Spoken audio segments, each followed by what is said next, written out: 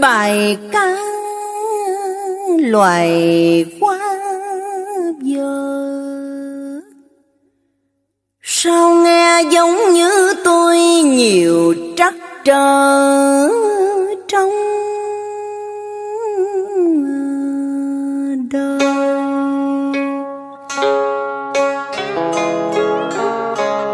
Có lẽ từ ngàn xưa số kiếp đã định rồi,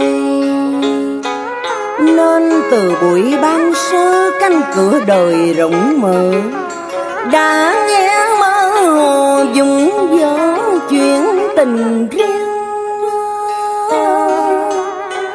Trót sanh trên đời phận gái thuyền quyên, ai chẳng mong tròn câu